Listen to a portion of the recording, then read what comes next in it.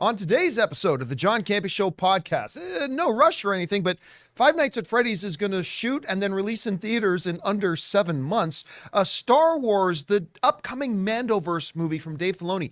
Could that project actually be in trouble? Also, Disney has fired and parted ways with Jonathan Majors. So where does Disney go from here, and what does Marvel do with their cinematic universe? And according to reports inside Marvel, they are no longer referring to the next Avengers movie as Avengers Kang Dynasty. It's being referred to simply as Avengers 5. What does that mean? We're going to talk about that and a whole bunch more. The John Campea Show podcast starts right now.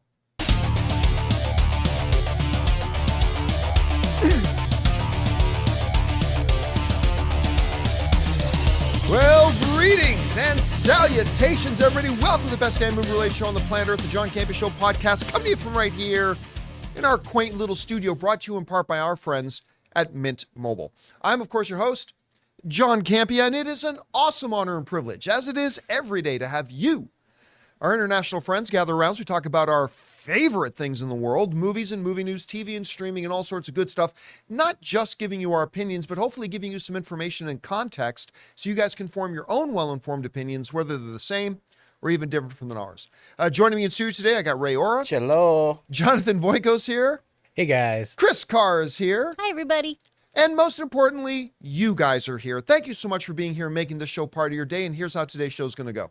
We're going to start off by talking about those topics that I listed off, and then we're going to go over and take your questions. Now, we already asked our beloved YouTube channel members to fire in some topics a little bit earlier today. We'll get through as many of those as we can, but also if you're watching live, you can send in a comment or a question simply by using the super chat feature in the live chat. And as long as it's appropriate to be read on our show, we'll get around to addressing that a little bit later.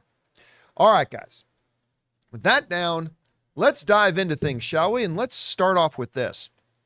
You know, out of nowhere came Five Nights at Freddy's this year. Did remarkably well, so it's no surprise that Blumhouse right now is looking, and they have greenlit, apparently, a sequel. No big surprise. They made the movie for about $25 million, and it ended up making like north of 300. I mean, 300 isn't exactly what you call blockbuster numbers in Hollywood, but for a movie that only costs that much, that's a ridiculous profit margin and one of Blumhouse's biggest hits so far. Well, knowing that maybe this doesn't have long life, they've decided to hit the ground running and apparently are looking to shoot and release this film within 6 or 7 months. This comes to us from Coming Soon to write the following. Blumhouse and Universal are reportedly cooking up plans for another swift slice of Five Nights at Freddy's action soon as Five Nights at Freddy's 2 is set to begin filming in the spring for a Halloween of 2024 release. That's this coming October. Less than a year from now, it's going to be out in theaters. Haven't started shooting it. It's going to be in theaters in less than a year. The success of the original on a relatively small budget made the sequel to the video game adaptation a certainty, as that became Blumhouse's biggest movie ever. So, according to the reports, they're saying they're looking at maybe start shooting this spring, which means they hella rush the development of whatever this movie is. I mean, some people say, coming out in 3 years? Well, maybe they're rushing it. No, like this thing's coming. They don't have a script yet, probably. They want to go start shooting in spring, and then not only shoot in spring, but like 6 months after they start shooting, they want this thing to be in movie theaters. Now, it's not like Five Nights at Freddy's is a post-production visual effects CGI heavy property, right? So while there is certainly a post-production process to go through, it's not like it's one that, say, like a big comic book movie is going to take a year plus of post-production work. So that's not the craziest thing. What is the craziest thing is when they released this movie, they had no idea it was going to be such a big success. And yet they just slap something together and say, let's put this thing in front of cameras. And you know what? I don't see that as necessarily a big bad thing, because while I know Five Nights at Freddy's has a large group of fans, passionate, enthusiastic fans, you guys know, if you follow this channel, I was super excited for Five Nights at Freddy's. I lost some of my enthusiasm when I realized they were doing day and date with Peacock, because they don't have a great track record when they do that. But, you know, the movie wasn't great. I mean, it pushed all the nostalgia buttons for people who are really into the Five Nights at Freddy's game. The only game that's ever actually scared me was Five Nights at Freddy's. It wasn't a wonderful movie. Come on, guys, this ain't Shakespeare. They don't have to put together deep plot and multi-layered narrative threads for characters going on an epic hero's journey of self-discovery and enlightenment. You turned into Triple H. Was that a Triple H voice? Old Triple H. So, I mean, whatever, right? Whatever. Five Nights at Freddy's. Whatever. Chronic things that kill people. Freddy, How big of a script do you need? So normally, I would say this is a big red flag for any sort of thing, but for something like a Five Nights at Freddy's, look, all people want to really care about, they care about people wandering into the place and these giant animatronic robots slashing them up. That's what people want to see. And plus the post-credit scene, there's bound to be a sequel. I mean, that called for a sequel. Whatever happened at the end, I completely forgot. I was trying to read about it, but whatever happened at the end, I'm sure it called for a sequel. no, I just didn't. No. Whatever happened. No. I'm just saying. Totally. From what I remember, I was like, oh, there's going to be a sequel to this. Well, there's 9 games. Well, remember, 9 that already? means There's 9 nothing, games, right? main Like, games. every movie that gets made, they hope it's successful enough that they can do a sequel. But I mean, every movie that failed has open ends on them that you could make a sequel out of it if you wanted to, right? And the fan base is big enough where I think, yeah, this is a good decision to do it real quick, because the other one seemed like it was made real quick. I mean, yeah. But the funny thing is they worked on the first one for years. I mean, years. I think I was still at Collider when we announced that they were going to do a Well, Five they're Nights at treating it Freddy's. like an actual Chuck E. Cheese. Once you have the animatronic, you just use it and use it and use it until it's a just- haunted shell of yeah. what it used to be. And the movie was a good time for me, at least. I didn't hate it. I watched it and I was like, I didn't hate it. I didn't hate it. I just, you know, it had some moments. It had those key moments. I don't think it's a very good motion picture overall, but I mean, it had its moments. It hit the right buttons for a Five Nights movie. and one thing I do regret is not actually going to the theaters and watching it opening night. Because from what Chris said, the it's theater pretty was wild. packed. With I little really kids. would. I really would have liked to be in a It was packed theater watching that. terrifying. It probably would have been. I probably would have had a better, experience. Yeah. I was going to see Nightmare Before Christmas because I'm an adult, and all these small children were dressed as the animatronics, stoked to see that movie. Oh, my And it goodness. was charming and horrifying. Let's play, Chris. Yeah, I ran away as fast quickly. So what do you think about this? Because I mean, like, the movie was just out not long ago. They've now greenlit a sequel, start shooting in the spring, out by October. So I don't know. How do you feel about that? It's a hell of a timetable. Yeah, I mean, clearly they Like a don't think pregnancy. they can wait another year to to take advantage of the momentum, I guess. Yeah, that's what I think they're doing. And again, it was made relatively cheap, right? 20 million. Yeah, 20, 25, depending on the report crazy you for a read. movie. And it grossed, what, about 293 worldwide? I think it topped 300. That's amazing. Yeah, So super high profit margin. I think too, once you kind of have established the Freddy's, the animatronics and all of that, you don't have to do as much work. I know I was joking about the animatronics being there, but you already do have a lot of the props and everything made. You can make these movies relatively cheap. We have 9 games total in the main storyline to choose from for a story and everything. So I think you can put something out pretty quickly, and they're striking while the iron is hot. I'm still just so floored that this did as well as it did in general. I mean, I know it's recognizable IP. I know people love these games, but Day and Date usually is something you can bet it's going to be kind of a dumpster fire of a film. And Yeah, I hope they don't do Day and Date for the second. I think now this is going to be a theatrical Well, it's just like, how exclusive. many times do you have to learn this lesson? Yeah. As a distributor. Well, I mean, look, it's a common thing that these streamers, some of them have figured it out and some of them have still not. Five Nights at Freddy's would have had a bigger debut on Peacock if they had just done the theatrical release first and then later said, now available to view at home on Peacock, rather than putting it on Peacock on opening day. And by the way, nobody subscribes to Peacock, so that's why I was able to do okay. But I mean, I think if for the next one, they should absolutely follow that. They should absolutely make sure they just make it theatrical, then wait 6 or 8 weeks, and then say Five Nights at Freddy's 2 is now available exclusively on Peacock, and it would have a huge launch on Peacock. And the smartest move here is releasing it during Halloween. If it was released in any other month, I wouldn't feel like going to the theater. It's just a point, like during Halloween, everyone wants to see something scary and have fun and go out and watch a movie. I think it's a good move because it would either be this Halloween or they would have to wait until the next Halloween. I just like that. I just like that it's releasing during that season or during that holiday. What do you call it? I don't know. Spooky season? Yeah, spooky season. All right. With that down, guys, let's move on to this, shall we? You know, Star Wars announces a lot of things, doesn't deliver a lot, but they announce a lot. And one of the things that they've announced is an upcoming Dave Filoni project based on the MandoVerse. That's going to include, apparently, from what we're told, Mandalorian, Ahsoka, other characters within that big MandoVerse, right? But with the struggles of the Marvels, could that maybe be in jeopardy? And that is the subject of today's Mint Mobile Hotline question of the day. Listen, guys, if you've got a question for the show and you'd like to hear your voice on our show, go ahead and call our Mint Mobile Hotline anytime, 24 hours a day, 7 days a week at 951-268-4259. And today's is specifically about, could that MandoVerse movie maybe be in trouble? Check it out. Hey, John. This is Matthew from Palm Springs, Florida. I was wondering, with Bob Iger restructuring things at Disney, what are the chances that the Filoni MandoVerse movie is in jeopardy, as it, as far as we know, is jumping off a bunch of Disney Plus shows that have not been very well received and their popularity is declining, similar to the Marvels? And what is your take on this stuff? Thank you, and bring on the filthy. All right. Thanks a lot for calling that in, Matthew.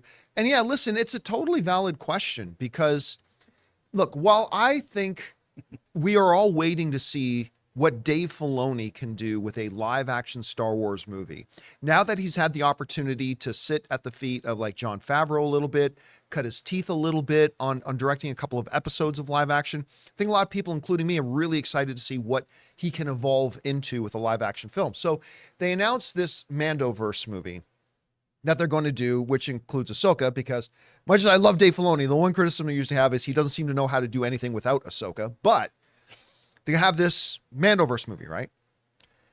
But there could be a couple reasons why that might be in trouble. Not saying it is, saying might be. And I think the two main reasons it could be the three main reasons it could be in trouble are this. Number one, Bob Iger's back. He's already said we're going to start really looking more closely, not just Marvel, but Star Wars too, about what we produce. We're going to cut back a little bit. We're going to try to be a little bit more frugal and be a little bit more wise about what we greenlight and what we don't, and all that kind of stuff. That's one thing. The second thing is this. The Marvels just at the box office flopped. I didn't think it was a bad movie. I didn't think it was a great movie. No, it definitely wasn't a great movie, but I didn't think it was a bad movie. And the reason it flopped are legion. There are many reasons why it flopped, but one of the reasons that I said months in advance was going to hurt it, and it did, was the fact that a lot of this movies and its marketing was predicated on the fact that it's featuring two main characters that unless you're a Disney Plus subscriber and watched the shows, you had no idea who two of these characters were. No idea. The point that I literally had viewers of our show coming up to me in the street saying, I don't know if I should go see Captain Marvel because I never watched WandaVision and I never watched Ms. Marvel and I feel like I'm not going to get it. I mean, that was a legitimate problem. And now you're talking about making a feature film that is all Disney Plus only characters. You can make an argument that Ahsoka was around before Disney Plus. Yes, but the Rosario Dawson live action iteration is a Disney Plus character. Mando, as popular as Mando has been, Disney Plus exclusive character. This iteration of Boba Fett, you know, the new age Boba Fett, if you will, it's all predicated on Disney Plus television shows. That could become a problem because they just saw what happened to the Marvels. The third reason why it could possibly be in jeopardy is this. This stuff comes to us from The Direct, who wrote the following, talking about the fact that, yeah, the popularity of this MandoVerse has been in decline, significant decline. Despite a strong start, talking about Ahsoka, an impressive debut, Star Wars Ahsoka ended its first season on less impressive notes, experiencing a 40% drop in viewership compared to The Mandalorian's third season finale. And then if you look at that chart they put below there, those lines represent the popularity of season 1, which is the bright orange, the biggest line in the chart. Then kind of the pinkish reddish line, which was season 2, and you can see that went down. And then that purple line is Mandalorian season 3, and where it was at that point in the mid-season. And it didn't get any better as the season progressed. So we're talking about now making a feature film for theaters that is based entirely on characters that people will only know if they subscribe to Disney Plus and watch the Disney Plus shows. And those shows have shown a trend of downward popularity, declining in their viewership and declining in interest.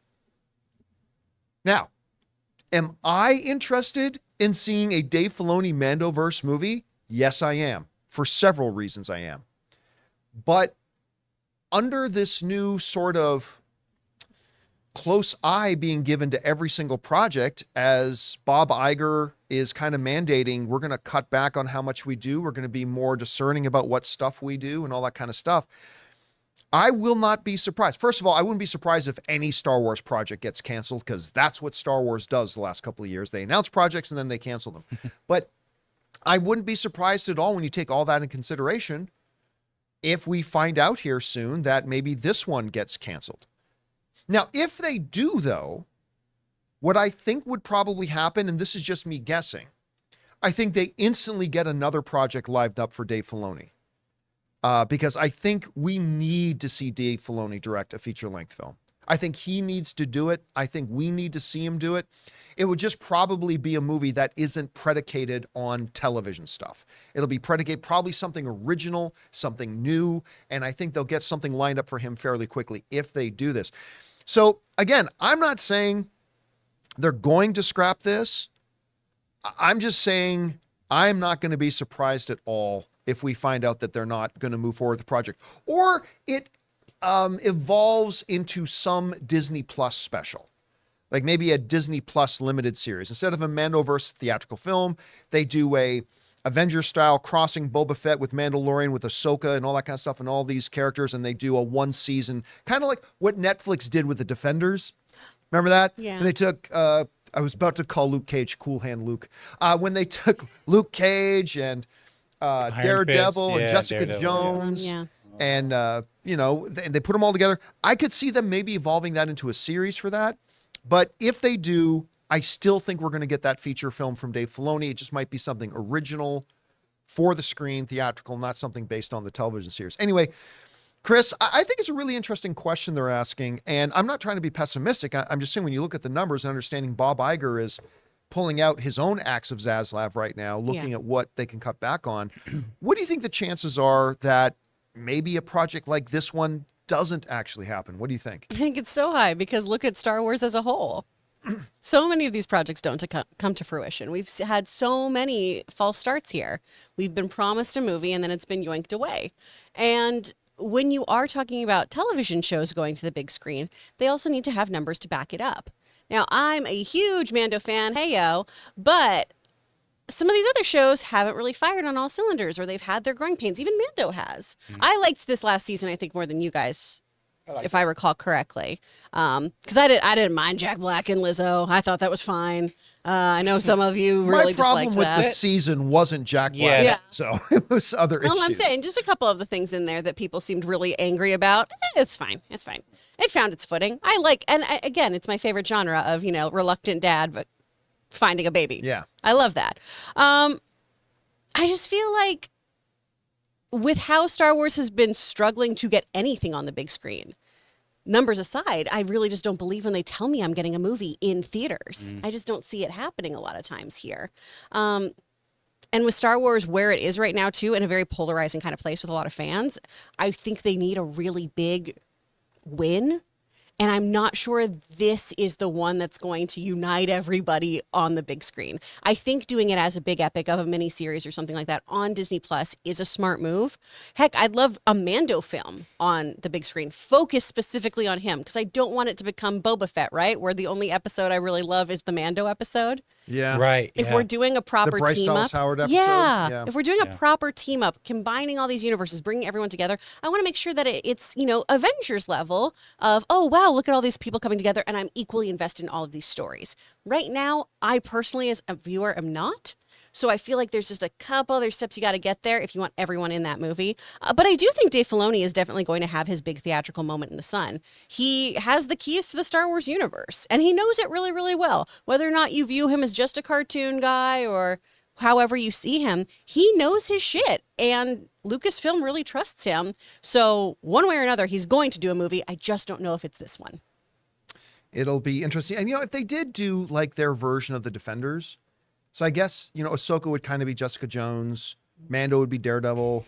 Boba Fett would probably be Iron Fist. Yeah. Wah, wah. Yeah, he'd be like, "How do I do this? How do I be Boba Fett? And Where use are my fist?" Vespa kids? Why are you trying to fight me? Don't you know that I am Boba Fett? Yeah, anyway. All right. Guys, with that down, we still need to talk about some Jonathan Major stuff and the fact that internally Marvel is referencing no longer calling Kang Dynasty Kang Dynasty. They're calling it something else. But before we do, we're going to take a quick second here and thank a couple of sponsors of today's episode of the John Campea Show podcast, our friends at Factor and Quip.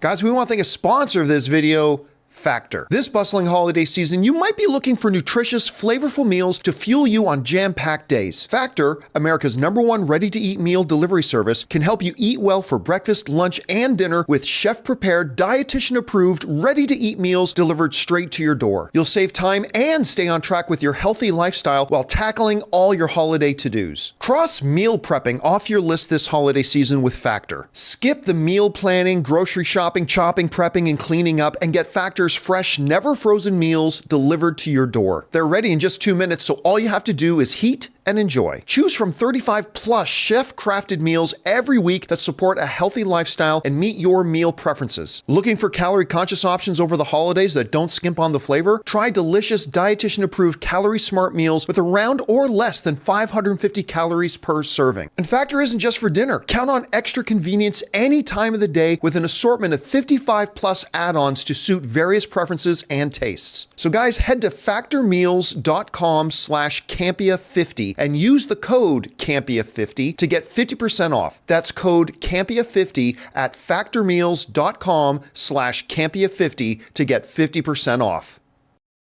Guys, we want to take a second to thank the sponsor of today's video, Quip. Good health starts with good habits, and Quip makes forming good dental habits easy by delivering all of the oral care essentials that you need to care for your mouth. I've already told you guys about their incredible toothbrush that is now my favorite toothbrush I've ever owned, and their mints and gum are amazing. But now I want to tell you about their water flosser. It hits all the right spots with gentle or deep cleaning pressure at the touch of a button. And don't worry about recharging. The cordless rechargeable battery lasts up to 8 weeks with daily use, no bulky charger or dock or tangled cords. It blasts away up to 99.9% of plaque and popcorn from treated areas with precision thanks to the 360-degree rotating magnetic floss tip that snaps right into place. It's easy to control water flow that leaves you feeling squeaky clean. And the sleek and slim design, it keeps your countertops as clean as your teeth. So guys, if you go to getquip.com/Campea right now, you'll get 20% off any electric toothbrush, mint and gum dispenser, and water flosser. That's 20% off any electric toothbrush, mint and gum dispenser, water flosser at getquip.com/Campea. Spelt GETQUIP.com/Campea. Quip, the good habits company. And thank you to our friends at Factor and Quip for sponsoring today's episode of the John Campea Show podcast. All right, guys, with that down, let's move on to this. Well, during yesterday's John Campea Show live stream, word came out that Jonathan Majors had been found guilty on 2 of the 4 counts that he was charged with harassment and assault. And we said during yesterday's show, I think because it was 2 of the lesser charges. I mean, none of them are good. None of them are okay. They're all bad. But there were 2 more serious ones and 2 less as serious ones. And the 2 less than serious ones were the ones he was convicted of. To the point that we said on yesterday's show, I said, this puts Marvel in a really interesting position because I think I could see Marvel going either way in this. I could easily see them saying, okay, now we got to part ways with Jonathan Majors. Or they may go, I guess we could ride this one out. Well, it wasn't long after that, after the show went off air, that Marvel dropped word, made it really official, and very quickly said they had parted ways with Jonathan Majors. Jonathan Majors is no longer Kang. We talked about this a little bit on the open mic show we did yesterday afternoon, but that tells me that Marvel had already decided that what I'm guessing is, okay, if he's found innocent, we can move forward. If he's found guilty, we cut bait. We have to part ways because we've got enough drama going on without taking on somebody else's drama.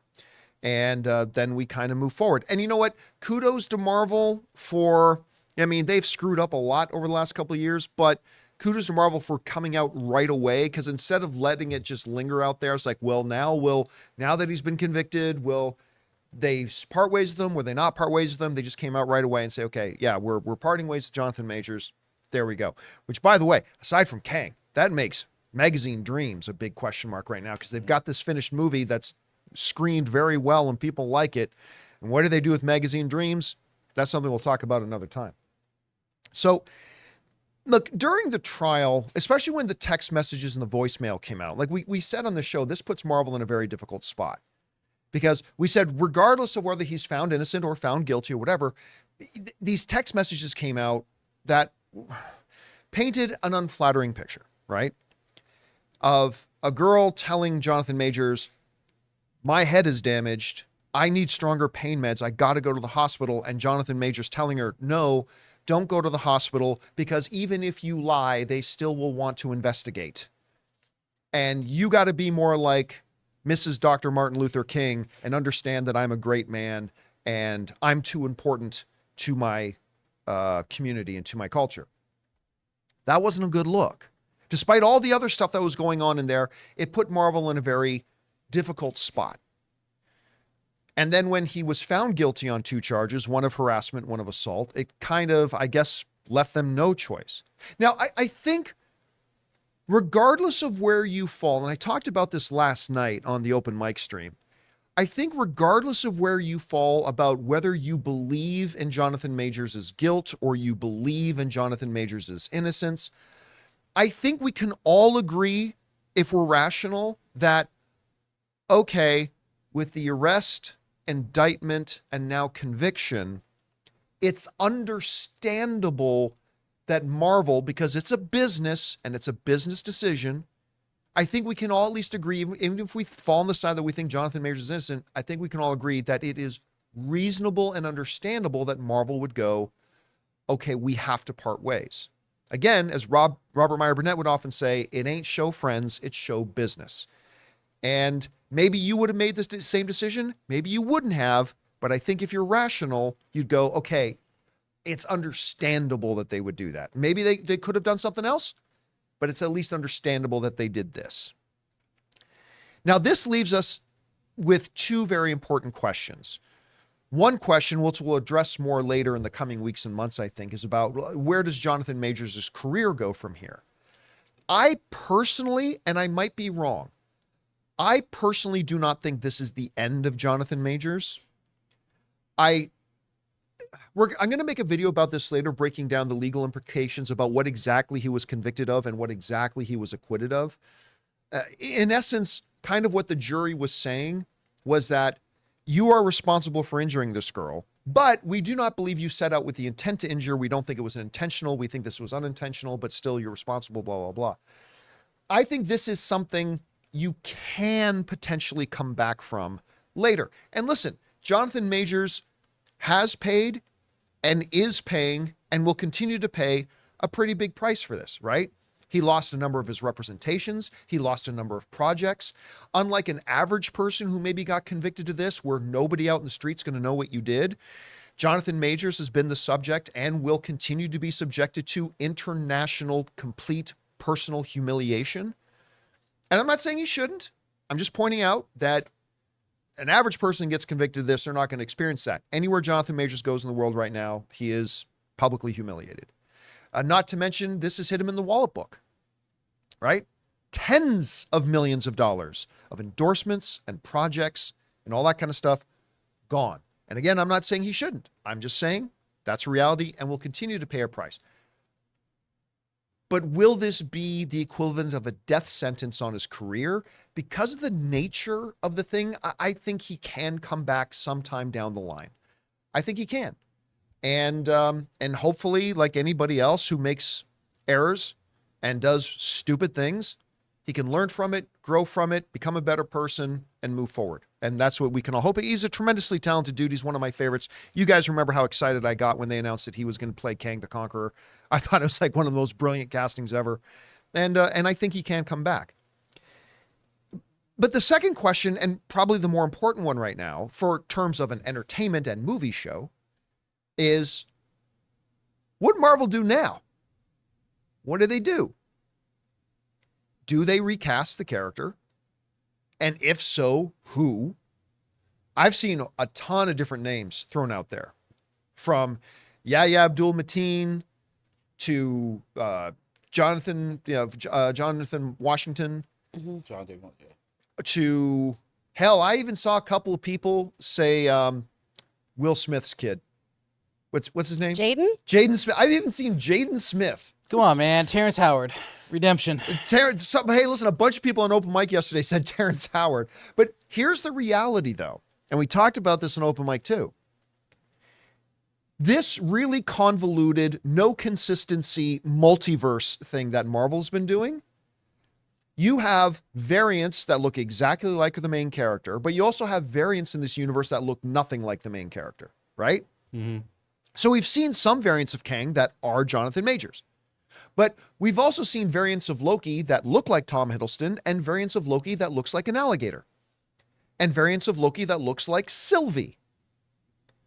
We've seen Tom Holland's Spider-Man, but in another universe, Peter Parker is Andrew Garfield. And in another universe, He's a youth pastor. he's a youth pastor at this point, right? So the reality is they could cast Macaulay Culkin as Kang. Now, I mean, if they wanted to, Yeah. because in this multiverse, variants do not need to look like the original. Don't tell me things I don't get Did to I have. just get you all I excited? got so excited. I freaking love Macaulay Culkin. Are you now filled with the Christmas spirit? I'm Now that I always mentioned filled with the Christmas spirit. You know, Justin Long. Justin Long. He needs more stuff. He should be in the MCU. Justin Long is Okay. awesome. I love Justin Long. But I mean, you could literally go in any direction, and you could cast a child actor. Helen Mirren could be the new Kang. Well, I know that gets- Logan would be happy that about Oh, gets that. wow. Logan's vote. Somewhere Logan has a boner. Helen Mirren could be. So, I mean, He loves that poop. That's Kang. the noise we make. Yeah. whenever it's mentioned, I mean, it could be anybody. Or Danny DeVito. Danny DeVito could be Kang. Weren't they? Was it Wolverine that somebody was mounting a fan campaign to try to get Danny DeVito cast? Wasn't that as Yeah. Wolverine Oh, that's at one amazing. point? Anyway, but it could be Danny DeVito. Could be anybody. Gronkowski could be it. Tom Brady could be it. Whoever, whatever. Denzel Washington could be it. Doesn't matter. It could be anybody. Pauly LeBron Shore. Kang. LeBron Kang. Now you Sorry. got to make that image. Sorry, I need to just not talk. LeBron Kang. I mean, so you can do anything, go any direction you want.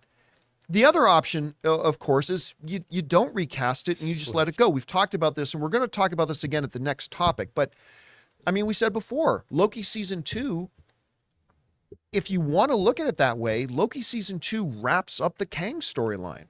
Because now the TVA at the end of Loki 2 is now just an organization that does not prune timelines. They're simply now singularly tasked with going out and hunting down the Kang variants. And we even end with Mobius going, yep, got a file of one of the Kangs. Got this one. Boom. And you could say that's the end of the Kang, and they just move on from the character as a whole.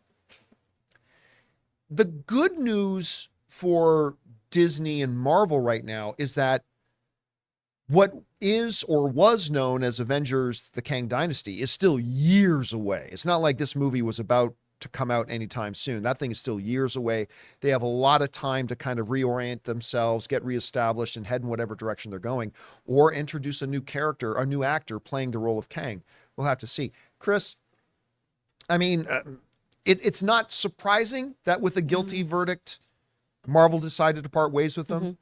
What do they do now? Do they look at recasting? If so, what do they look for in somebody else to come in and play a Kang? Or do they not recast it and just move on from Kang? And again, we'll get into what might or might not be a different direction in the next topic. But how do you see the repercussions here? If you do cast Kang, obviously you have to get such a high caliber actor, because however you want to feel about Jonathan Majors, He's world class. He's a wonderful actor. World class. The same situation with Ezra Miller. No matter how I feel about Ezra Miller is a fantastic actor. You know, I didn't love The Flash, but that performer has brought some real strong performances. What is that movie? Can we talk about Kevin? We need to talk about Kevin. Yeah. Ooh, what a wild film. That was a biopic. As it turns out.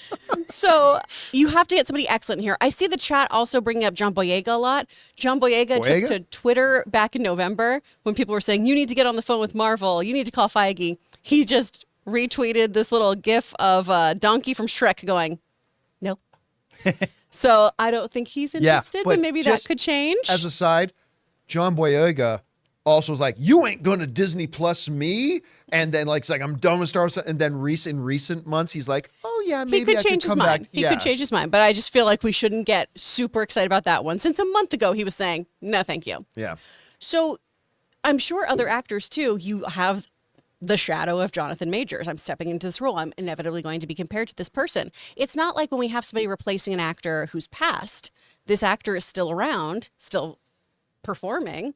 There's going to be a direct comparison. So you do have to think about that. They just have to find somebody who's got excellent chops. I honestly, until you said it, because I know they have essentially kind of a Kid Kang storyline in the comics once we get to Iron Lad and everything like that. I kind of love the idea of a variant Kang who is a child. I think that's terrifying. If we kind of Kirsten Dunst this from Interview with the Vampire, I think that could be a really fun, terrifying option here. Again, you have to find a phenomenal actor who can carry that, though. And a young actor that won't And then age. they would have to kill a child Yeah. on screen. The Avengers killing a child. Well, and they can grapple with that, Ray. They can deal with that. Scroll. That's The scrolls will be like, no, it's fine. I feel like, though, they did wrap up this storyline. And while Kang, and we've talked about this on the show before, while Kang is a very interesting character in the comics, I haven't found this particular Kang to be the actual threat that has been promised to me. Not I keep at all. being told that he's a threat. But what I want movies to do is show me, not tell me.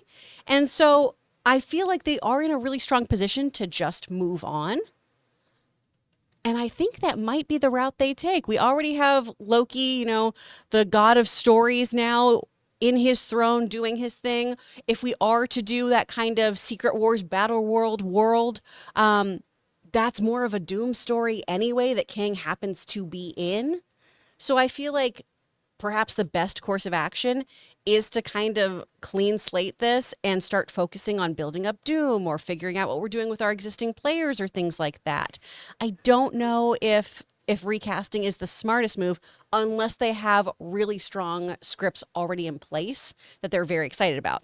Since they keep changing writers and changing hands and everything, I don't know if the Kang Dynasty is really the move here.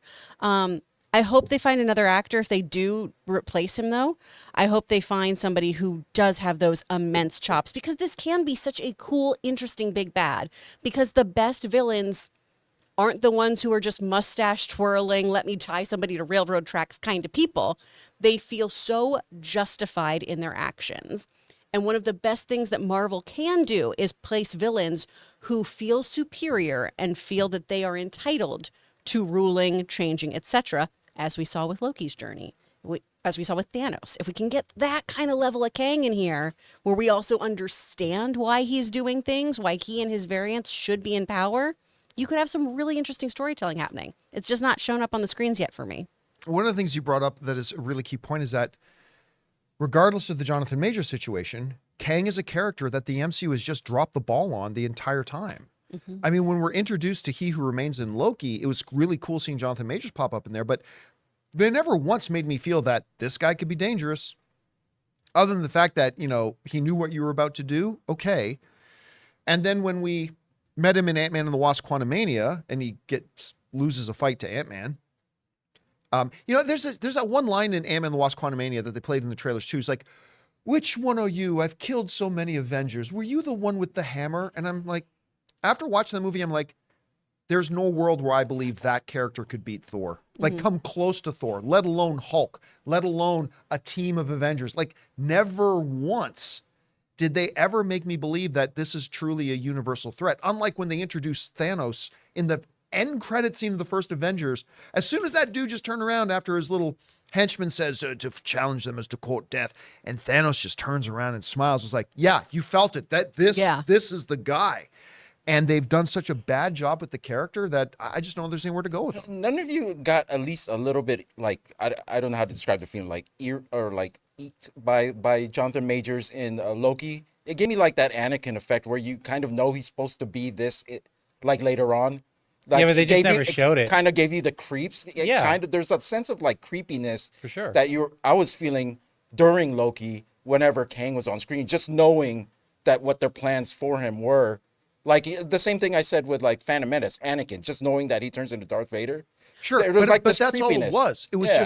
just Yeah. wasted potential. They never delivered. It's You like it could be definitely- this, yeah. it could be this, but it was never actually anything tangible. You have a feeling of foreboding, right? Yeah. You have that in there, but it's the same way. Well, not the same way, but this is a ridiculous comparison. When there's somebody who gets added to your friend group and you know there's something off about that person, but no one else does, and I can't put my finger on it, but that guy. And they played this. that one is yeah. weird. They played this despair tone he's a from Loki's narcissist. theme music. Probably. I really liked Loki's theme music. When you listen to it through, then they sometimes would play like this darker theme whenever Kang would be on screen. It just creeped me out. Like oh the yeah, whole character. listen, they what- did a good job of building it up. It's just they never delivered. Yeah. Yeah, we never got it the didn't payoff. actually go anywhere. Yeah. And like Majors, I mean, he elevated the material. And Jonathan Majors came in there, took that character, took that dialogue, and he elevated it. But I just watched it. I was like, okay, but he becomes that dude we saw in Ant-Man and the Wasp: Quantumania.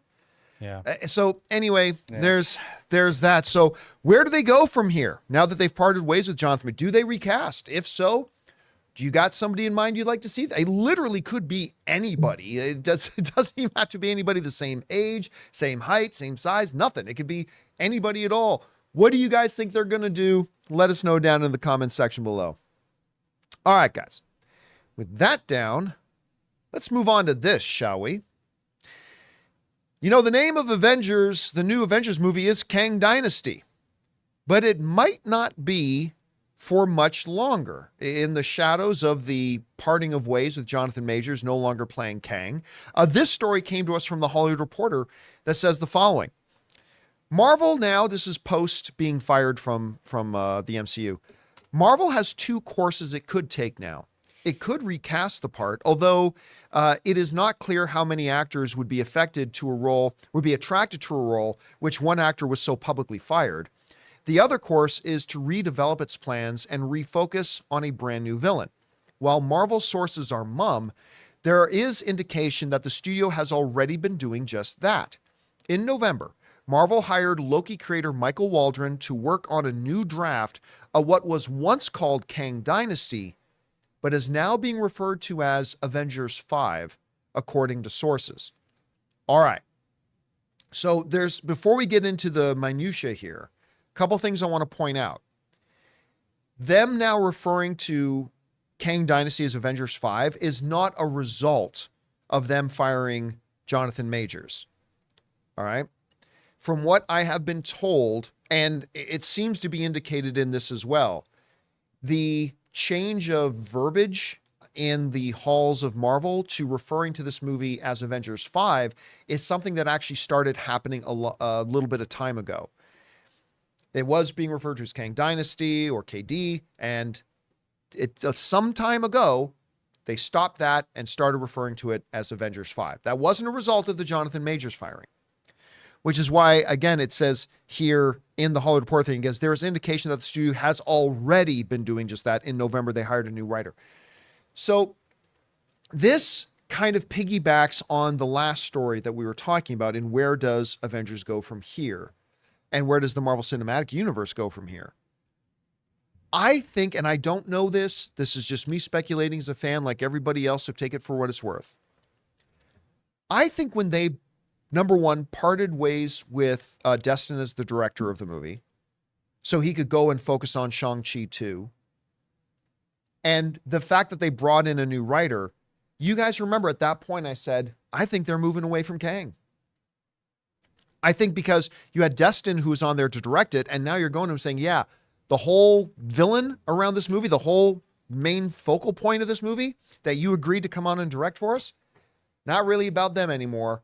All right, Destin's like, all right, cool. I'll go focus on, what was the other one? Wonder Man? Is that the other Wonder one? Man, series. yeah. And I'm going to go focus on Wonder Man and on Shang-Chi too. And they let Destin go and focus on that. And then they brought a new writer to clearly rewrite some stuff. And at that time, I speculated that I think this means they're moving away from Kang.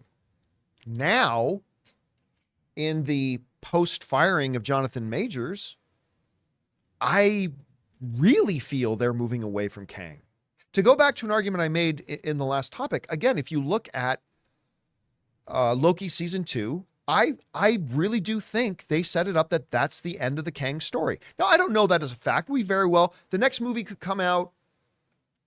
Kang could show up in Deadpool 3 for all I know. But my guess is that they are going to be using the end of Loki season 2 as the end of the Kang storyline. And I don't know if we're ever going to hear from Kang again. I don't know that we're ever going to hear from him again. And I'm perfectly okay with that, again, because they've dropped the ball on this character ever since they started.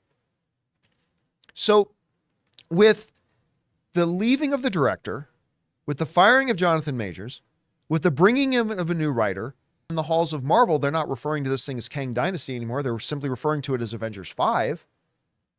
I am of the belief, not knowledge, belief. So if it turns out Kang is still in it later on, just Campea, you lied to us. No, I'm not saying I have any insider information. This is just my belief. I am firmly of the belief here that they're moving on from Kang, period. And the fact that Jonathan Majors is no longer there, I have a feeling that maybe even if he was found innocent, they would just say, we're parting ways with Jonathan Majors because we don't have the role for him anymore. We're not going to use the character anymore. Despite how good Jonathan Majors played it, they've just dropped the ball with the character and how they wrote it. So I think all signs here point to north. I think this is all, every single road right now to me that we see in front of us leads to me believing Kang is no longer part of the equation here, and that Avengers 5 indeed will not be called Kang Dynasty. Anyway, Chris, you saw this report in light of the context of the director change, the writer change, Jonathan Majors not being there anymore, these reports coming from inside with the Hollywood Reporter. Yeah. Are they done with Kang? Is Avengers 5 certainly now not going to be called Kang Dynasty? How do you see this? I really think they are. I mean, I touched on this while we were talking about Jonathan Majors exclusively, but the way Loki season 2 ends gives you the perfect opportunity to walk away from the storyline. Hey, Loki intervened. No more Kang. Got it taken care of. Dunzo. Figure something else out. Because right now, I'm having a harder time with the through line of what you do with, I know, chat, you're going to make fun of me for saying do. Oh, gosh. Yeah. You are going to have a harder time, I feel, connecting these dots of, okay, well, where do we go now in the story? Which variant is now here? What are we going to do with Kang? How does Loki's new position affect this? How do these Avengers deal with this person who hasn't, I mean, no one's really met Kang except for Scott. And Scott, he really doesn't get a lot of respect from anyone, too, within this group. Most of the people who he did know are no longer on the lunchbox. So is he going to have to assemble people and talk about the actual threat of Kang? I'm not sure what you do. I think they have a really great opportunity to move forward on something. I'm just not sure how they're going to do so. It's Avengers 5. Are we going to talk about the dead celestial in the ocean? Yeah. Are we going to talk about, we need to talk about the dead celestial. We always need to talk about By the way, Avengers one of 5, our, are there mutants? Yeah. one of our viewers in the live chat, Buffalo Black, wrote in a statement that I'm sure a lot of people are thinking right now, says you can't just write out one of the most powerful villains. Yeah, you can. Sure you can, and I'm sorry, but in terms of the MCU, you can't make an argument to me that Kang is one of the most powerful villains. Yeah. In theory, but they never produced it. Yeah, so. in theory, but all I've seen is a very mid-powerful villain. Oh, you used Oh, wow, that- you Mid used- Dynasty. Oh. Dynasty you used- is a very mid-tier level villain, if that at most, that couldn't win a storyline against Ant-Man. I mean, that's what we've got. Now you can say, but John, in the comics they have that. This isn't the comics. This is the Marvel Cinematic Universe, and in the Marvel Cinematic Universe right now, they have not done anything to set this guy up as a real threat. They set him as a bad guy, set him up as a couple of people worry about, but we haven't tangibly seen anything or been made to feel as an audience the way they made us feel when they first brought Thanos on screen. Even people who didn't read the comics, they just knew, oh my God, this guy I'm scared of. Never created that with Kang. And so instead of doubling down on their failure, maybe it's time to cut bait and move on. Maybe yes, maybe no. But I think I have a feeling right now that indeed Avengers 5 ain't going to be Kang Dynasty anymore. Well, yeah. If and anything, it might actually become, they might actually do Secret Wars Part 1 and Part 2. could. I mean, the thing is that all we have is a title. That's it. Kang was the big bad of an Ant-Man movie. He was the big bad of a Loki series, season 1 and 2. And the only reason we had expectation he was going beyond that is because we had Kang Dynasty as a title. Yep. But all we had was a title, and that can be erased and forgotten. Yeah. Maybe they formed a new team in Avengers 5 because we don't even have a team yet. No, Yeah. we don't even know. As Rob often points out, we don't Right. even know who's on the Avengers right now. Maybe that 5 will actually introduce the beginning of the Secret Wars, and they introduce the. Well, team. that's what I'm saying, right? Maybe it becomes Right. Secret Wars Part 1 and Part 2, or I'm sure the plan was for Kang Dynasty to somehow lead into Secret Wars. Yeah. But now you can easily do it because, look, the bottom line is nobody's gotten attached to this character. Like, even you mentioned, Jonathan, that he's like the villain in Loki season 1 and season 2, but was he? We don't even know of his existence really until like the end of season 1. And in season 2, the real antagonist was the loom that they were trying to fix, with a few mentions of Kang. And obviously they had Timely there. Yeah. But I mean, pretty much his thing was like, oh, I'll win because you're never going to sacrifice yourself for all time to sit on the throne like I do. So I'll just Right. win by defact, and then Loki decided to do Yeah. that. So, I mean, there you go. yeah, so end of the day, I don't think the next Avengers is going to have Kang in it. I think they're done with the Kang character. I think they're going to completely move on.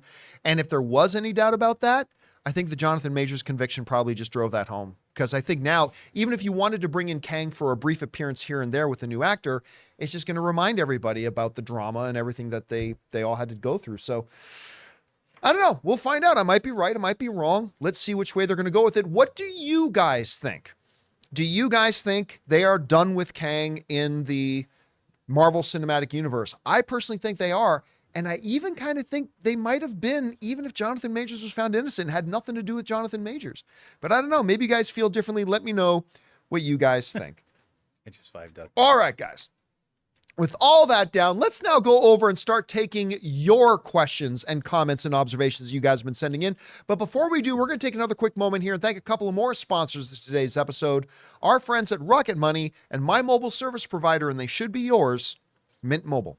We want to take a second to thank a sponsor of today's episode, Rocket Money. Do you struggle to save money every month? With Rocket Money, you can quickly identify all those sneaky subscriptions that keep charging you month after month and cancel any you no longer use. For example, did you know that over 80% of people have subscriptions that they've completely forgotten about? It's too easy to subscribe to a free trial of something and then completely forget about it once you stop using it. That's why I'm such a big fan of Rocket Money. I've told you guys before that when I started using Rocket Money, I realized that I was still subscribed to a gym in another city I had moved away from 2 years ago. Also, my music service? Yeah, I found out I was still subscribed to 2 others. How much do you think you're paying a month on subscriptions? Most people think they're paying $80 a month, but they're actually paying closer to $200. That's why I use Rocket Money. Rocket Money is a personal finance app that finds and cancels your unwanted subscriptions, monitors your spending, and helps you lower your bills all in one place. With Rocket Money, you can easily cancel the ones you don't want with just the press of a button. With over 5 million users and counting, Rocket Money has helped save its customers on an average of $720 a year and $1 billion in total savings so far. So stop wasting money on things you don't use. Cancel your unwanted subscriptions and manage your money the easy way by going to rocketmoney.com/Campea. That's rocketmoney.com/Campea. rocketmoney.com/Campea.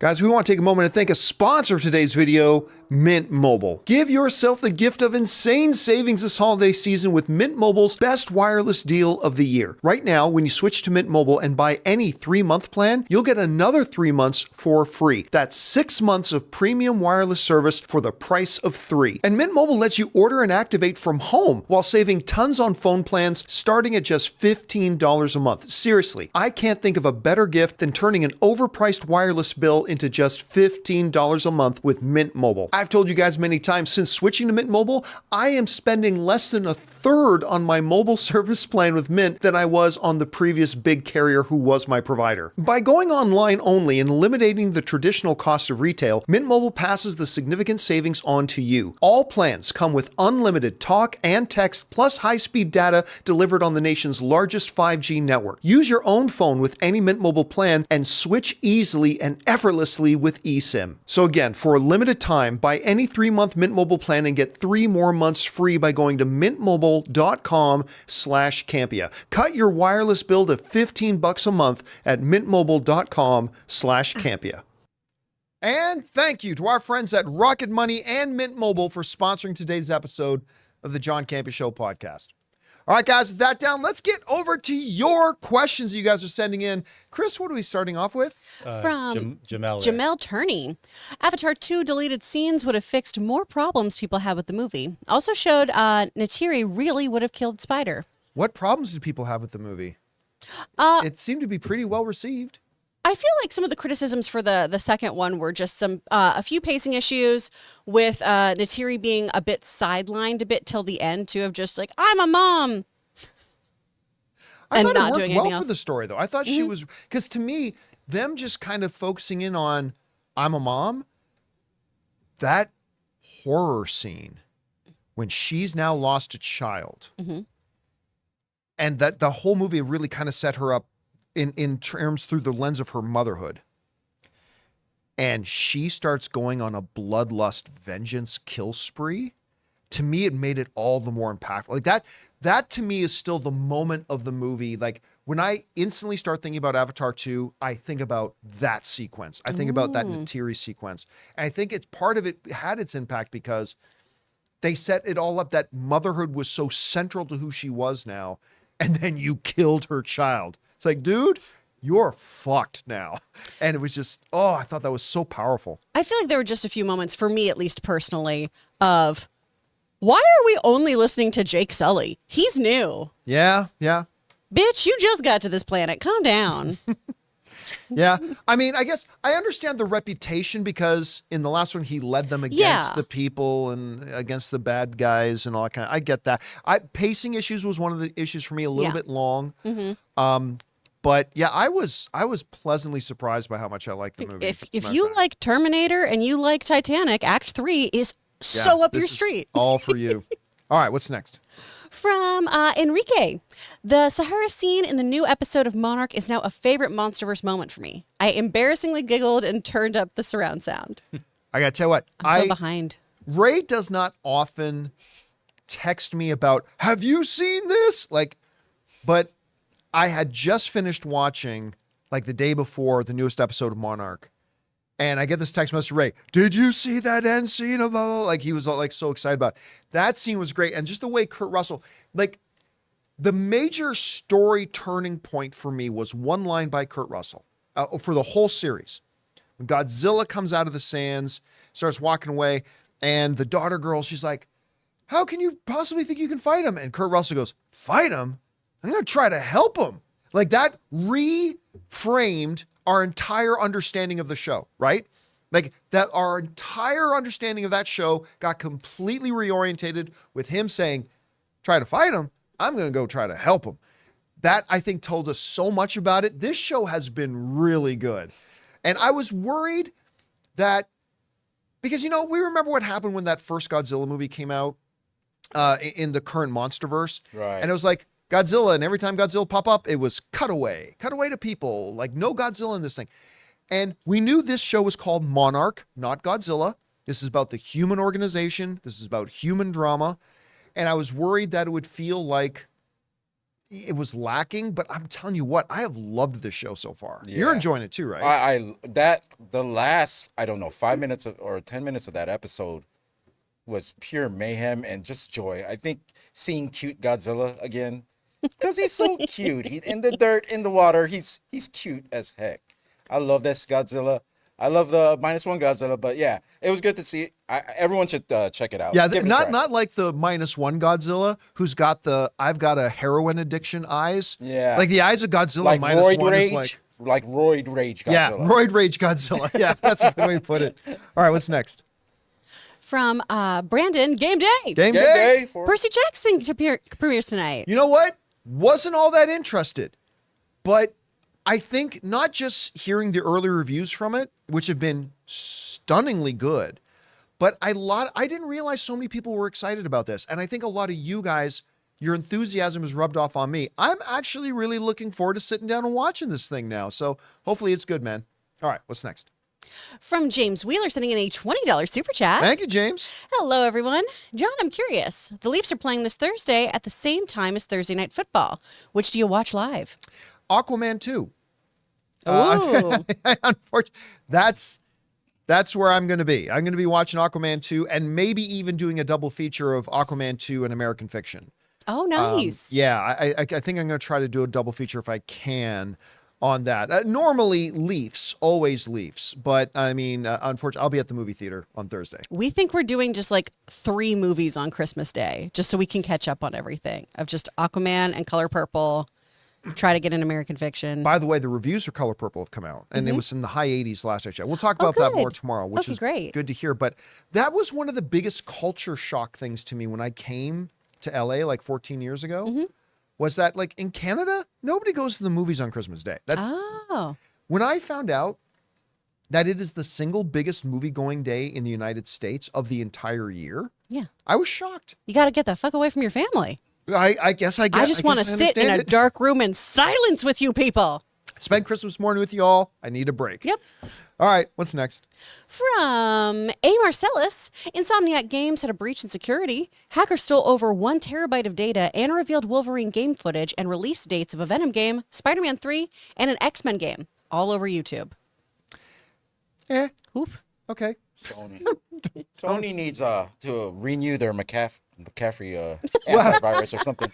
They need to renew something. Well, I mean, listen, it's happening to a lot of companies, right? I mean, this sort of thing is now becoming a very common thing we hear every It week. just happened to Sony not too long ago. When did it happen to Sony? Remember? I mean, like less than 7 years ago? Yeah, remember? We just did a story. I believe it was Sony. Yeah, they got hacked a They got second hacked time. a second time. When was And that then one we were again? like, again? And then this yeah, one. a few months ago. Yeah, we just talked a few about months it. ago. I didn't remember that one. Yeah. Okay. All right, what's next? From Hensel, we need Campy's Awards. John, best of 2023 movies. I mean, every year I do a countdown of like what I think were the best of the year and all that kind of stuff. And I'll definitely be doing that next week. By the way, just so you guys know, there's not going to be a regular John Campea show next week where we're going dark, although I will be popping up a few videos here and there pre-recorded. And one of those videos I will definitely be putting up is my best of the year. Best movie, best actor, best actress, best director, all that kind of stuff. But maybe next year, maybe we should start planning for next year. Yep. The Campies. Maybe we'll call it that because that will be more prestigious than the Golden Globes. I'll tell you that right now. You can't buy one. Can't buy one. Nope. Who do we Invite all the give? stars. Well, who do we give the awards to? Like, there's no one there to accept. Oh, they'll all come. What? If Scorsese finds out he's up for a Campy, We'll call it the Cinema he'll Awards. show up. The Cinema It's called the Awards. Cinema Awards. Yeah, All right, what's this next? is something I got to look into. From Andy. Okay. Hi, Chris. I just finished watching the Archies, Netflix Bollywood film adaptation of Archie comics, so I have to come back out of retirement to deliver you a recap special. What is this movie? I'm so lost and confused. Where's Archie's abs? Where's the over-sexualization? Where's the ritual orgy between Archie, Betty, and the moon-maiden ninjas that is needed to stop the moon from falling? Why doesn't Jughead become a half-demon, half-alien hybrid to prevent Cthulhu from traveling back in time to change World War II? Where's the battle between Cheryl and 2 racist kaijus named KKK Kaiju and Blue Eyes? White Power Dragon in a game of strip poker on motorcycles in space. This film is relatively sane, and that's not what I signed up for. LOL. You know, whenever it comes up, I need a drink. I'm going to put whiskey in this coffee. It's still so weird for me to think because I remember when Riverdale first came out, and if it's not called Supernatural, I really wasn't into CW shows so much. But everybody started wearing the Riverdale like cheerleader outfits, and I'd see these jackets, and everybody was talking about Riverdale. So I sat down and watched the first season of Riverdale, and was really pleasantly surprised by how good it was. It was kind of like almost like a Twin Peaks kind of, in a CW version of Twin Peaks in a way. And I liked it. It was very grounded. It was like a murder mystery in this sleepy town. And I thought, to hear what that show became is just so baffling to me. It's so incredibly baffling, but hey, people still talk about it. Andy, thank you for coming out of retirement, and thank you for that's $80, I think, worth of super chats. For 40, either way, it was great. Yeah, so thank much for you. that, Andy. Thank you so much. All right, what's next? All right, from John Redcorn. How about Kirk Lazarus from Tropic Thunder as Kang? Oh, that was Robert Downey Jr.'s character. Oh boy. I'm already running the quotes in my head. I'm keeping them to myself. What do you mean, you variants? Yeah. What do What do you mean, you variants? That is one of the great lines. What do you mean, you people? What do you mean, you people? It's like one of the great lines. I still need to see it. I don't know how you haven't seen this movie. Okay. I don't know. You how- haven't seen Tropic Thunder. No. Oh my God, you got to watch Tropic Thunder. So good. Whoa. All right, what's next? From Exotic Runts, going to New York for the first time soon. Have any of you been there? And if so, any suggestions on places to eat or things to do? Thank you. Bring on the filthy. Oh, I love mean, New York. Yeah, love New York. Yeah. It's just one of those cities like LA. It's just so hard. Like, where should I eat? I mean, Yeah.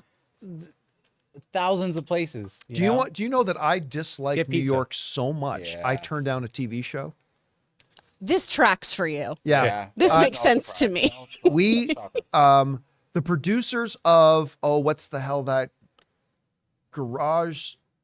What? Garage Nightmares? No, it wasn't Garage. That's not. I've said the name of the show before. You guys were going to, the producers of this one fairly well-known show on A&E and stuff like that. They were trying to put together this TV show that would be part travel show, part movie show, where the pitch for them was. Are you talking about Storage Wars? Storage Wars? No, Or they- no, no, Oh, no, okay. no. It was something to do with Cars. cars. It was a car sort of thing that they were producing.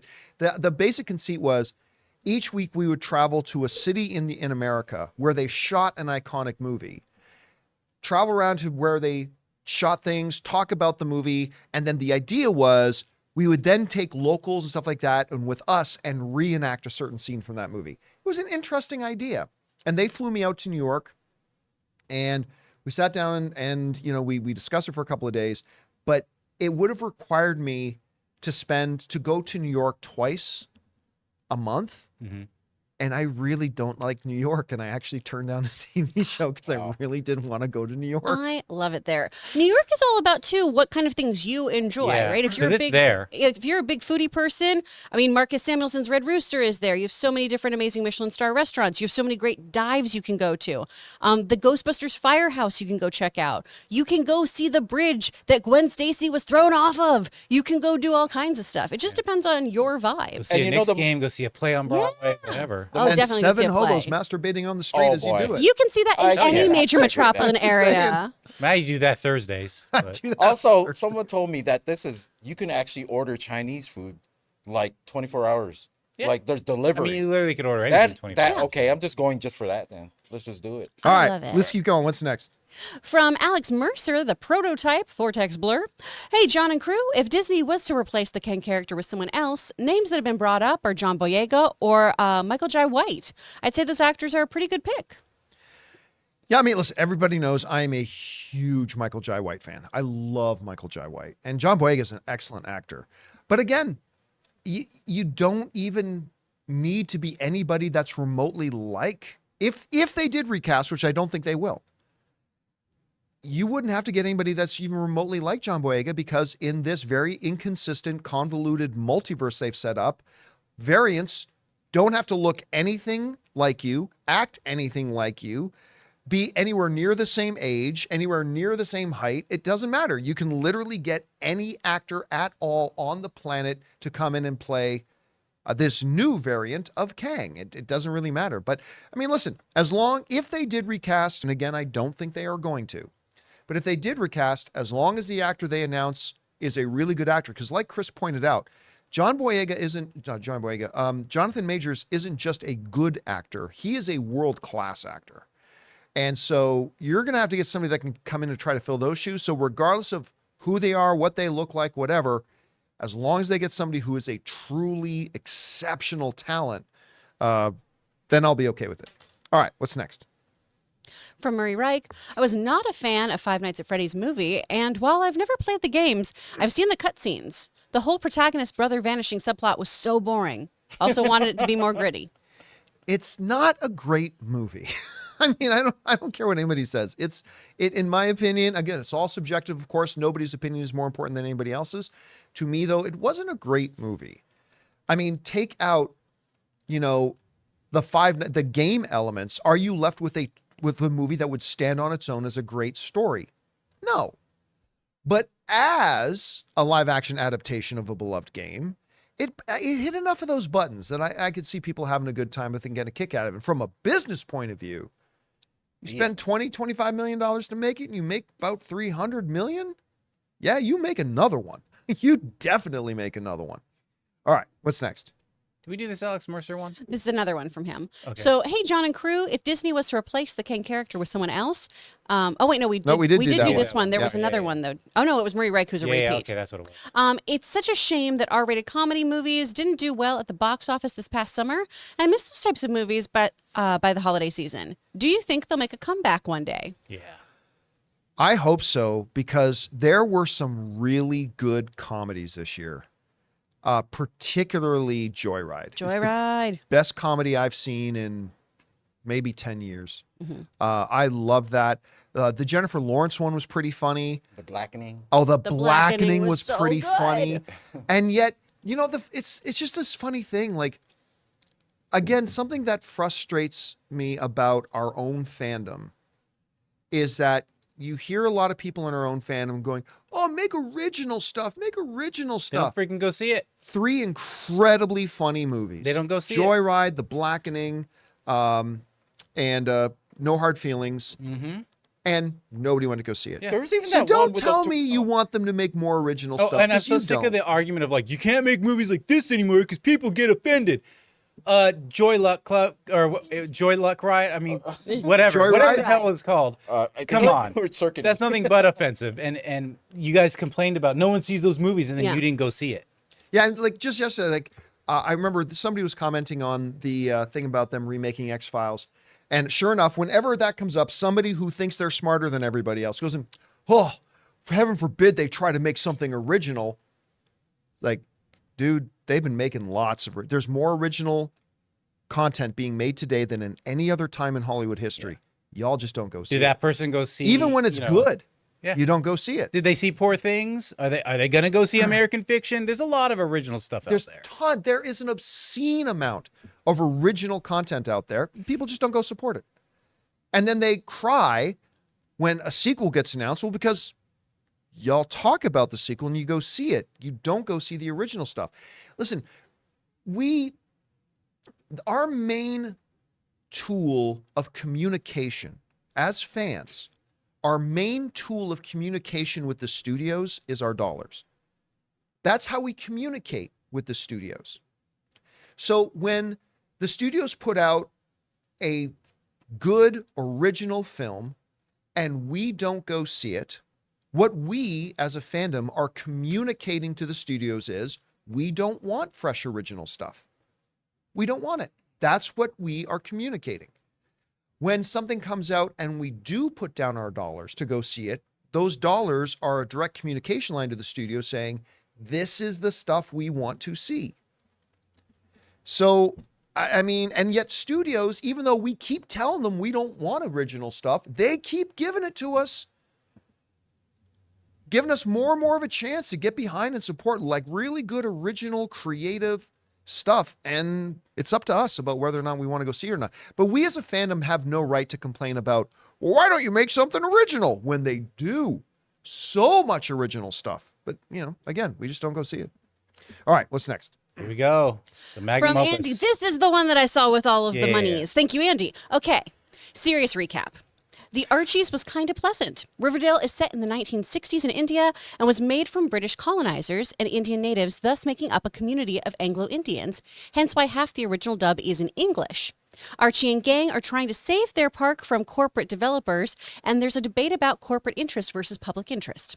The country and racial group is different from its source material, but the aesthetics, tone, and characters are right out of the comics. The characters look like their comic counterparts. It's cheesy, but unlike Riverdale, it's intentional to go for an innocent 1960s kind of vibe from the comics. Veronica looks like an Indian version of Camila Mendez and doesn't scream daddy every minute. Like Riverdale, Reggie is hot and doesn't get into any fivesomes, but isn't a douche. Instead, he's a heartwarming, smart journalist. Archie doesn't talk about the epic highs and lows of high school football, but he says that hearts don't break, they just fracture, which is stupid, but that's in the film. The closest to superpowers is that Archie has an uncle whose name happens to be Ben. I recommend watching the first 10 minutes as an experiment to see what it's like, especially to you, Chris, as it was a palate cleanser for Riverdale. Thank you, Andy. Yay. Yay. Thank you for the support. Yeah, that was amazing. That was so much support. Where could, if somebody wanted to see that stuff, where would they go? Isn't that on Netflix? I think Is it on- so. I mean, Netflix sounds like the place that something like that would be. Chat, let me know if I am correct in that. All right, what's next? From Aiden Foley, is Kennedy still out as stated by your source? Sorry, say that again. Oh, she means Kathleen Kennedy, or he's talking about Kathleen Kennedy. Say, I Are they out? Is Are they Kathleen still out Kennedy from- out? Listen, I talked about this a few weeks ago.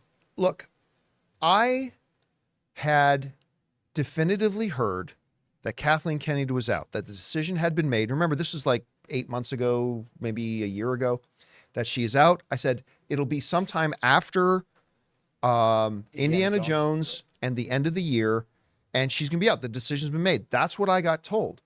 But like I said a few weeks ago, you know what? I'm starting to doubt that, because we are, I mean, there it is. It's right, the end of the year. It's right there. It's within sight. We can practically reach out and touch it. It's right there. And she's still there. And she's still greenlighting projects. Now, granted, as long as, even if she was being fired on December 31st, she's still in the job right now. She would still be greenlighting projects, doing her job. But listen, like I said a few weeks ago, I'm starting to wonder. I really am. I don't know if Bob Iger, if she's got pictures of him inappropriately touching a donkey or what. Whoa. But if she's got something on Iger or whatever, but it's starting to look to me like she's still there. Like, she just promoted Dave Filoni to creative officer, which is maybe not something they'd let her do if she was about to be shown the door. So I at this point, I don't know. To be honest with you, at this point, I don't know. I think she should go. I think it would be best for her if she left. I think it would be best for Star Wars if she left. But at this point, I'm having my doubts that she's going anywhere. Yeah. Anyway, we'll wait and see. We'll wait Yeah. and see. But thoughts and prayers for the donkey. Thoughts and prayers for the donkey. All right, what's next?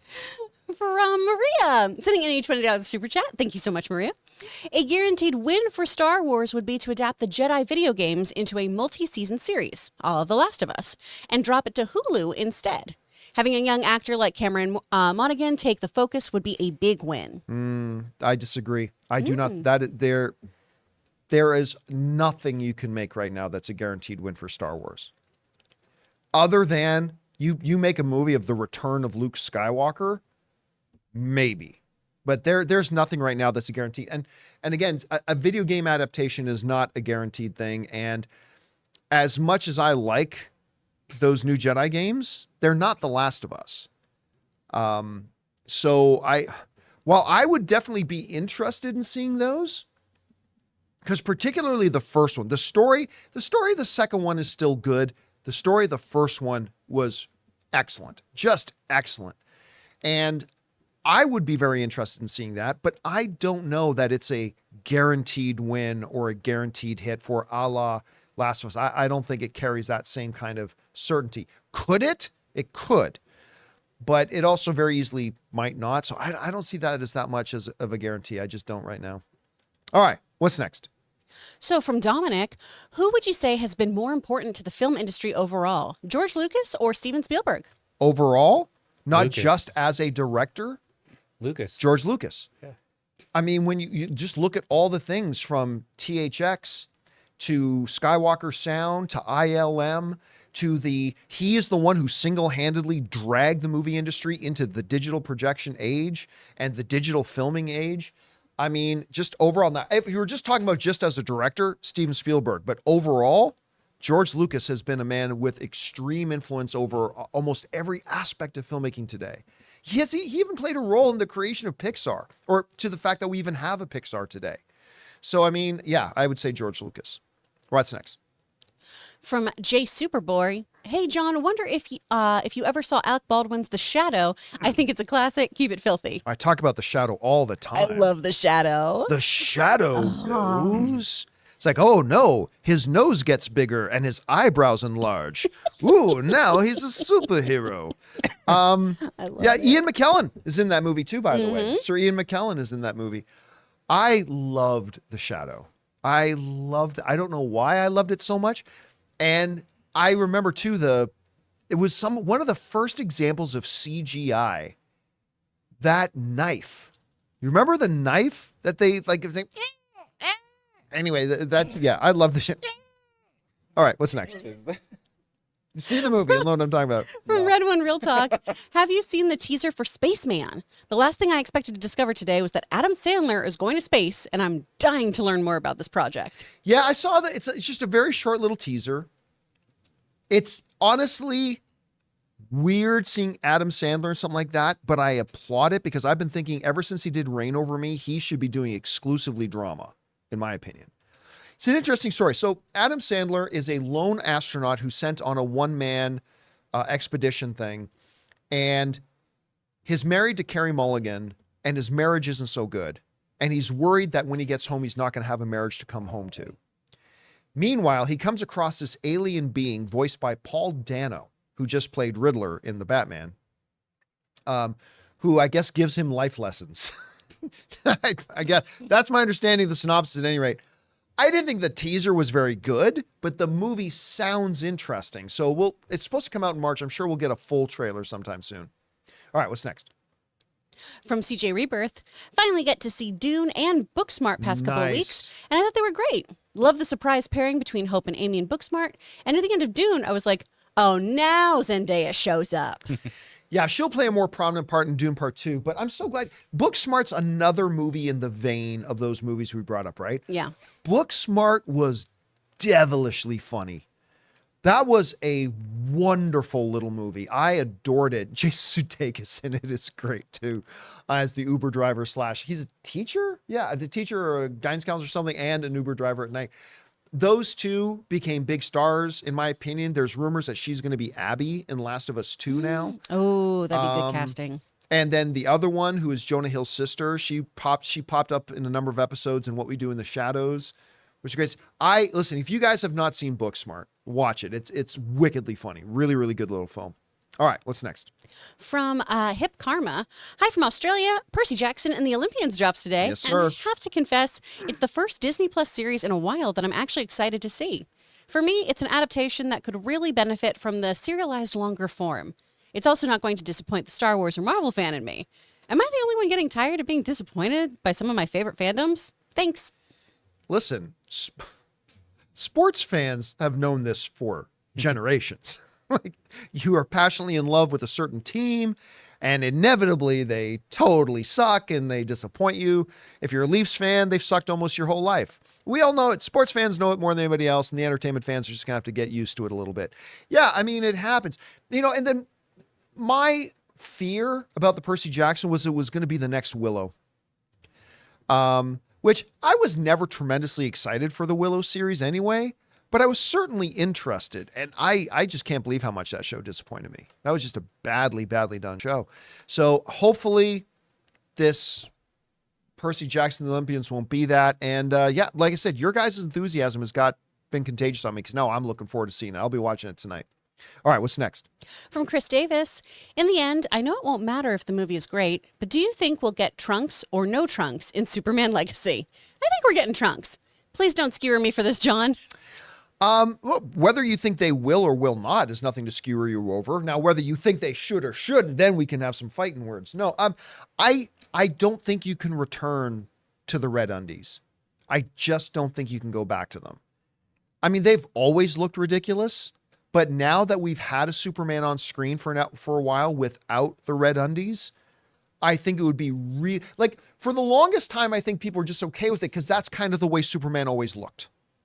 But now we've got to have them without them. Mm-hmm. And I think going back to them, they would really look stupid. Just going back to Reeves, and I love Reeves as Superman, obviously. But I'm always like, why are you wearing your underwear on the outside? Yeah, what's with the red undies? Because he's shy. I mean, he's Superman. Shy guys wear their underwear on the outside. He's got an extra layer. He needs extra protection. Yeah. Because he is Superman. Okay. You know what I'm saying? No, I'm saying, Jonathan. All right, what's next? He is Ralph. From Mr. Hank Dunn, I can't get the song from Wonka out of my head. I really hope You've Never Had Chocolate Like This gets best song nom. Song nom. There are so many really good little songs in that. First of all, the Keegan-Michael Key chocolate song is so funny. 18,000 boxes. Oh, done or deal. Like it's that was so funny. His iteration of In a World of Pure Imagination fit perfectly with the movie. Even the Oompa Loompa songs were great. The Scrub song. Scrub was wonderful. Very catchy. I like it. I mean, it's really filled with really again, the way I describe the movie is it's a movie that you don't get many movies like this anymore. Movies that are just there to give joy. And that's what Wonka does. It just gives joy, and the music plays into that too. So I think maybe we'll see an Academy Award nomination for a song. Maybe we won't, but they were really good in the movie. All right, what's next? From Andy Strong, hey Campea crew, have you had a chance to see the trailer for Miller's Girl yet? Jenna Ortega and Martin Freeman both look on top form. I don't think I've watched it yet. We briefly talked about this the other day during the questions. Yeah, but I hadn't seen it yet, it? and I still haven't seen it, to be honest with you. So I'll keep my eyes open for it, it looks though. good. All right, last question of the day. From Rizal Prime. Hey, crew. John, since you're such a big Transformers fan, did you get to see Peter Cullen's acceptance speech 2 nights ago at the Emmys for his Lifetime Achievement Award? It was presented to him by Frank Welker, Megatron, and it was a real tearjerker. What about your thoughts, Chris? I heard that he did it. I have not seen or heard the acceptance speech myself. To be honest, I was more surprised that he hadn't had one already, that he didn't have a Lifetime Achievement Award already. I mean, this is a guy, when you go to his IMDb, you're just going to be stunned by the stuff he did voices in you didn't even realize it was him doing it. Of course, for me, besides Optimus Prime, which is that he will forever be Optimus Prime. All right, that he is just the voice of Optimus Prime. That's it. But if you were to take that out, and I know this won't be popular, but when I think of Peter Cullen, other than Optimus Prime, I think of the intro to Voltron. Defenders of the Universe. And of course, now he's doing a voice in Invincible Season 2. He's like the leader of that Alien Alliance dude. So, but I love hearing his voice. His voice is so cool. Yeah. I've had a chance to meet Peter Cullen once, and it's just like, like I'm shaking when I got to. It's just crazy. What He's about incredible. you, Chris? Oh, I love him. You can't unhear it once you know it, but it's wild to go, oh, Optimus Prime is also the voice of Eeyore and Monterey Jack from the Rescue Rangers. What? And then when you hear him do those voices, it's, oh, that. Frank Welker, too, he's incredible. I mean, he's obviously been Fred in the Scooby-Doo franchise and everything for years. He's a fantastic Dr. Claw as well. They're phenomenal voice actors. They're wonderful. All right, guys. And that'll do it for today's installment of the John Campea Show podcast. Thank you so much for being here and making this little show part of your day. Big special thank you to all you guys who sent in those questions. Number one, because you gave us fun things to talk about. But number two, you supported our channel as you did it. And all of us involved with the show, thank you guys so very much for your support. I want to thank the people in the room with me. We got Ray Ora. See you later. Jonathan Voico. Till tomorrow. The wonderful Chris Carr. Bye, guys. And most importantly, big thank you to you guys for being here. My name's John Campea. And until next time, my friends, bye-bye.